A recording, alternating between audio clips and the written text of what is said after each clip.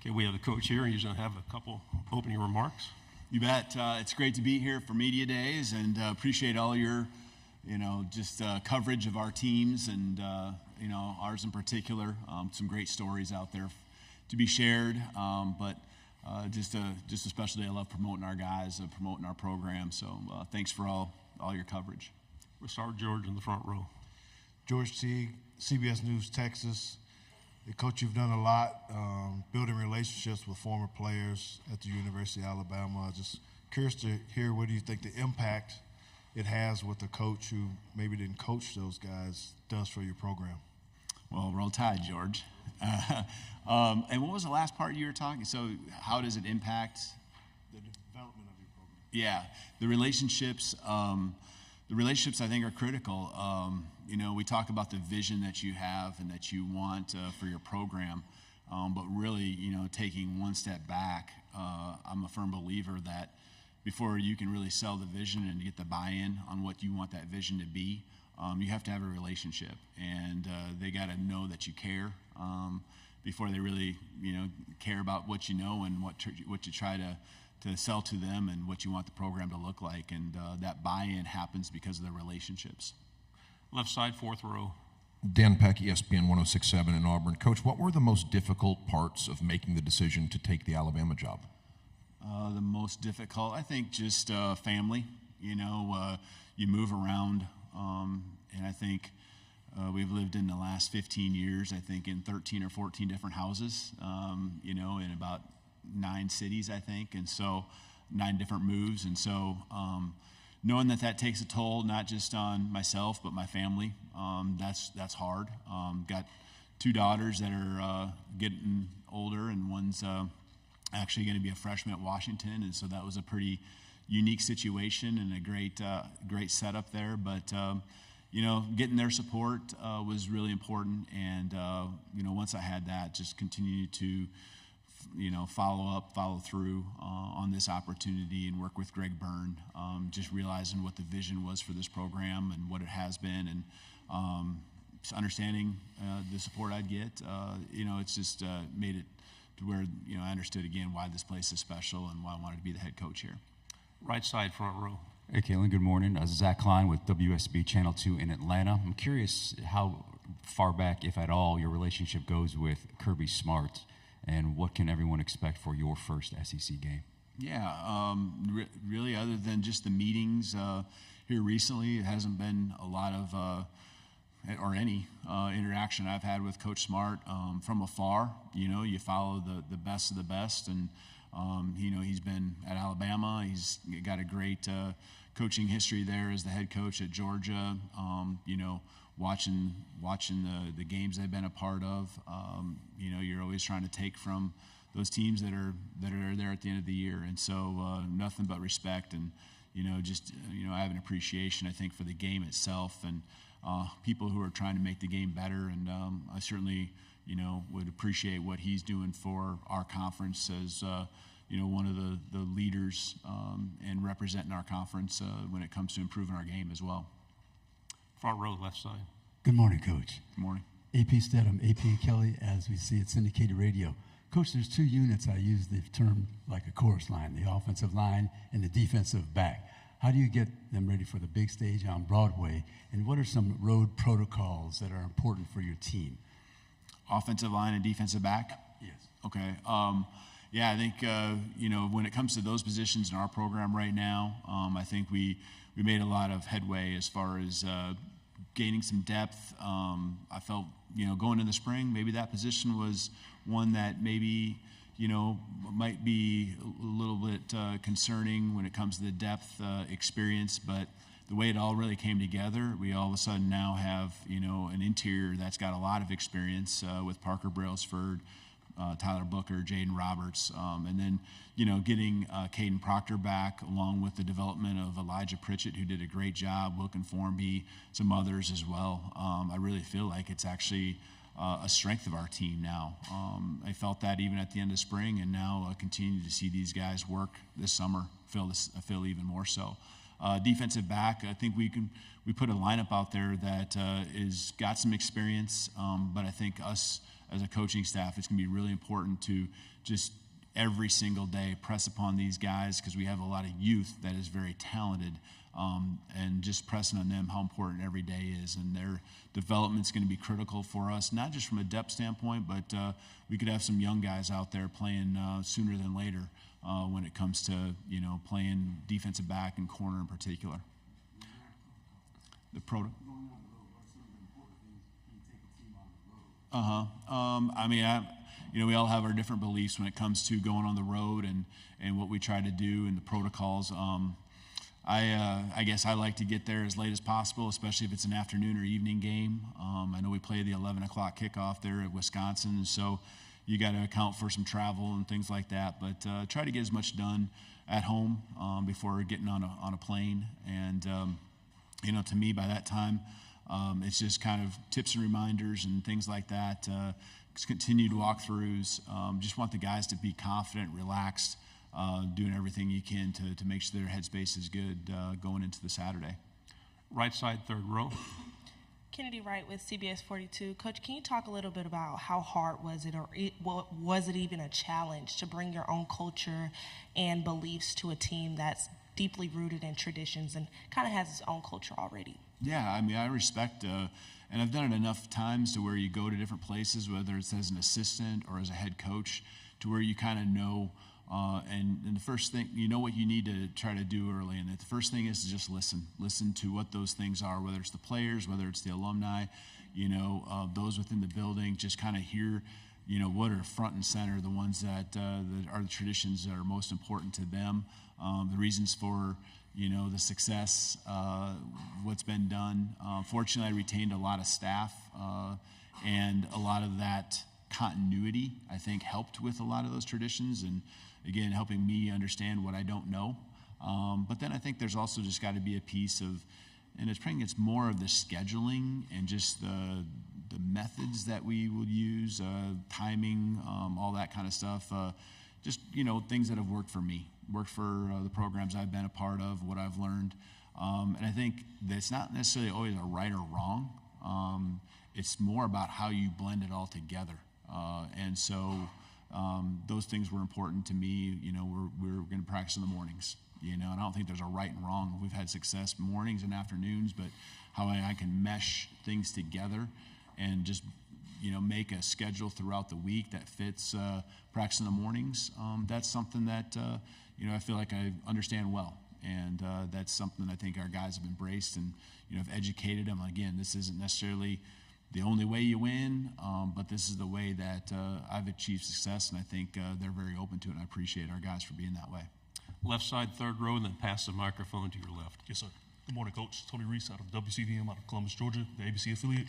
What would you say has been the biggest challenge you faced since being in Alabama, and how have you been able to overcome it so far? Biggest challenge, I think the biggest challenge, I know the biggest challenge was early on. The first 2 weeks, with the timing of everything being in the middle of January, there's no question. I mean, you got a contact period. We're a 12-2 football team that went to a semifinal game. A lot of talent on our roster, highly recruited football players, and so with the portal being open for 30 days when a head coach change happens, that was intense. It really was, and you're trying to manage retention of a roster with building a staff, and the building of the staff helps with retention of the roster, but just things coming your way, a lot of bullets in the air, that I know I couldn't be more proud of our staff and our team for just working through. A lot of noise that was out there, and there's a couple guys that moved on, but for the majority of our team to stick around and stay, it was probably the toughest time, but it's one that I think has been very rewarding when it comes to us understanding who we are and appreciation for what we've been through so far here in the first 6 months. Stay on the left side, third row. Tyler Shaw with KBTX in College Station. How much have you and Nick Saban kind of talked since taking over the role, and kind of going off that challenges? What kind of unique challenges do you have in this role after taking over from Saban? Well, I think Coach Saban's been nothing but gracious. with time, anytime I've reached out to him, he has a office over there at Stadium. We got a chance to go over there a couple times to see him, and he's a busy man too, and he's got his things he's doing. But I think I have just first of all, want him to always know that he's welcome. But I also appreciate that he has put forth the ultimate respect in trying to let us kind of establish who we are. I said it earlier, this morning, that anyone who's poured into this program, I want them to always feel a part of it, because they've got us to this place, and there's no one more than Coach Saban that's put this program on the map to the level it is right now. And so, I just appreciate any wisdom he shares, whether it be program related or just football in general. He's a promoter of the game. I know he's going to knock it out of the park with his opportunity there as an analyst as well. It's a great asset to have close to home. He's been great for our staff as well. A couple of our staff members have gone over there and met with him, whether it's football related or even not football related. So nothing but appreciation for everything he's been to us so far at this point. Right side, fourth row, then pass the microphone to your right. Hey, Coach. Michael Bronner for WNSP in Mobile. You talked a lot about Jalen Milroe in there. A lot of people have been hopeful that you'll be able to help him take that next step as a passer. Of course, the season Michael Penix had for you last year. What do you think it is about your offense that allows a quarterback to be the best version of themselves? Yeah, sure. I think that there's I think, first of all, the talent of your quarterback is most important, right? You can go to drastic levels and talk about a guy who can't pass. Well, in the end, your passing game's not going to be what you want it to be. But, Jalen's super talented, when it comes to down the field throws, which are not easy. He was one of the best in the country. He and Michael both were two of the top, I think 3 or 4 in the country when it came to accuracy, efficiency, yards per attempt in some of those areas, depending on how you look at it. I think just continue to grow his game, build confidence. It's new language, verbiage that he's got to learn, directing the whole show, and knowing the things that he can do within our system without making it too complicated. That's what Michael had. And he had a few years at it, right? Because we were together at 2019, 2020. He ran the same system under Nick Sheridan at Indiana, 21. And I know there was partial seasons, but then 22 and 23 there at Washington. So he had multiple years. And so, Jalen's just pouring himself into this, learning it as fast as he can. You're never going to question the work ethic of this guy. And, from a passing standpoint, he's got the skill set, he's got the tools. And now it's just tying the footwork to the reads and the progression, knowing when to take off and run, knowing how to move the chains, believing that, hey, in each other, that if you can go through your progression, we can call those shots down the field. If it's not there and you check it down, the next time we can call it again and be confident in calling them more often than less. Right side, fourth row. Hey, Coach. Ben Bobick, Local 3 News in Chattanooga.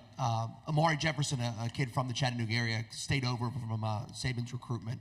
How do you foresee using him, his playmaking ability in your offense, and has he transitioned to the college football, at least, Amari just came in this summer and extremely, talented, highly touted, just versatile. You see it with the other sports and things that he can do. I think right now we're just learning the offense, learning the system. We get to work with them skill set wise during this time of the year. I get a chance to see that, and you can see that he's going to become a really good player in our program. And, at that position, we'll rotate guys in, and especially if they got a way that they can help us with different certain packages. I'm anxious to get to work with Amari here in the month of August and, get him, see how quickly he can pick things up and get out there and do some things for us. One final quick question right here on the left. Good morning, Coach. Michael Giddens, War Report, Auburn, Alabama. Can you talk about the difference in the types of defenses you had success against in the PAC and what you'll be facing week in and week out in the SEC? And, will any of those differences have an impact on your decisions to either call plays or delegate that responsibility? Yeah, from a calling play standpoint, Nick Sheridan will call the plays, and I just think Nick's a brilliant mind. We have some great staff that I know with a guy like Jamarcus Shepard. They've worked together now for multiple years, and certainly I'm, very much involved in not just the offense but the defense too.